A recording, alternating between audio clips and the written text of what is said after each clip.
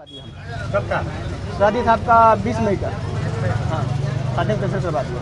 पैसा निकलने के आया था। 14 तारीख हम आए थे निकालने के लिए, तो हमको खाता में सिर्फ 3,000 बचा है और बाद बाकी कुछ भी खाता पैसा नहीं है। बिना पैसे का पैसा बिना पैसा शादी होगा ही नहीं, क्योंकि बिहार में कितना खर्चा आता है सबको पता है।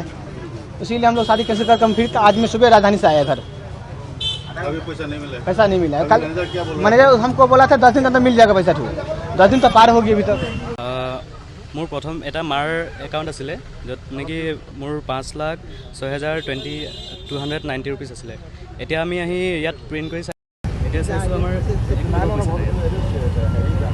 তেনেকৈ মানে মাজে মাজে এবাৰ মই আগতো আহিছিলোঁ, তেনেকৈ কৈছিলে যে তেওঁলোকে আপোনাৰ আধাৰ কাৰ্ড এটা লাগিব বুলি কৈছিলে, KYC নলগাকৈ। আৰু KYC লগালে এটা ছিষ্টেম থাকে য'ত নেকি আমি ফৰ্ম ফিল আপ কৰি তেনেকৈ দিব লাগে। তেওঁলোকৰ যদি একো তেনেকৈ নাছিলে, আধাৰ কাৰ্ড বিচাৰি তেওঁলোকে বিচাৰিছে। আৰু যেতিয়া মই আধাৰ কাৰ্ড লৈ আহোঁ নাই, তেতিয়া মই 5বাৰমান আহিছোঁ বেংকলৈ, কিন্তু তেওঁ নাই। কিন্তু মংগলবাৰে আহিব তেনেকৈ কৈ আছে। তাৰপিছত আৰু এটা আছিলে মোৰ FD আছিলে 1,06,060 টকা।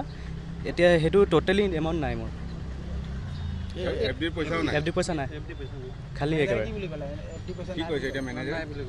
মেনেজাৰে একো কোৱাই নাই এতিয়া ভালকৈ তেনেকৈ। পইচাটোৰ ক্ষেত্ৰত তোমাক ঘূৰাই দিব নে কি?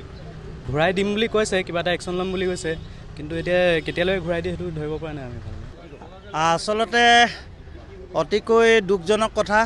প্ৰথমতে অসম চৰকাৰক যিহেতু নেকি নতুন চৰকাৰে দায়িত্ব লৈছে আৰু দায়িত্ব লৈ তেখেতলোকলৈ এটা বাৰ্তা প্ৰেৰণ কৰিব বিচাৰে বেংক অফ মহাৰাষ্ট্ৰৰ, যিহেতু নেকি এটা চৰকাৰী বেংক আৰু সেই বেংকতে জালিয়াতি হৈছে। দৰিদ্ৰ দুখীয়া টকা হৰাট কৰি যিসকল বিকি গুৰুং নামৰ যিজন ব্যক্তি, তেখেতে এই ব্যক্তিজনে ইয়াত আচলতে টকা আত্মসাৎ কৰি ইয়াৰ পৰা অন্তৰ্ধান হৈছে। এই কথাটো আমি ডিব্ৰুগড় সদৌ অসম মটক ছাত্ৰ সন্থাৰ আমি কেন্দ্ৰীয় মজিয়াৰ পৰা অতি দুখ প্ৰকাশ কৰিছোঁ। আৰু এটা কথা ক'ব বিচাৰিছোঁ যে চৰকাৰক, মুখ্যমন্ত্ৰী ডাঙৰীয়া, এটা কথা ইয়াত আপুনি দৃষ্টিগোচৰ কৰিছোঁ আপোনাক যে অতি শীঘ্ৰে এই বেংক অফ মহাৰাষ্ট্ৰৰ ওপৰত এটা গুৰুত্বপূৰ্ণ তদন্ত আমি বিচাৰিছোঁ। আৰু বিকি গুৰুং নামৰ যিজন ব্যক্তি, যিজন ভণ্ড ব্যক্তি বুলি ক'ব লাগিব, মানুহৰ SBত জমা থোৱা টকা, মানুহে হাজিৰা কৰি দিন হাজিৰা কৰি থোৱা টকা তেখেতলোকে হৰাট কৰি নিজৰ প্ৰতিপত্তি তেখেতলোকে অট্টালিকা সাজিবলৈ তেখেতলোকে দুখীয়া দৰিদ্ৰৰ টকা তেখেতলোকে হৰাট কৰি নিজে ধনৱান বনিবলৈ গৈছে। আচলতে এইবিলাক ব্যক্তিক আমি অতি শীঘ্ৰে জিলা আৰক্ষী অধীক্ষকক আমি অনুৰোধ জনাইছোঁ, জিলা আয়ুক্ত ডাঙৰীয়াক অনুৰোধ জনাইছোঁ যাতে এইসকল ব্যক্তিৰ ওপৰত উচিত তদন্ত যদি আপোনালোকে ঘোষণা নকৰে, বেংক অফ মহাৰাষ্ট্ৰত আমি তলা ওলমাবলৈ কিন্তু কুণ্ঠাবোধ নকৰিম। আৰু এটা কথা কৈছোঁ, স্পষ্ট কৰিছোঁ, জিলা আয়ুক্ত ডাঙৰীয়া ইয়াৰ ওপৰত আপুনি তাৎক্ষণিক ব্যৱস্থা গ্ৰহণ কৰক। জিলা আৰক্ষী অধীক্ষক ডাঙৰীয়াক অনুৰোধ জনাইছোঁ যাতে ইয়াৰ ওপৰত উচিত তদন্ত আপোনালোকে ঘোষণা কৰক। আৰু এটা কথা, যিসকল ভুক্তভোগী টকা SB টকা তেখেতলোকে দিন হাজিৰা কৰি জমা কৰা টকা কিন্তু অতি শীঘ্ৰে ঘূৰাই পাব লাগিব।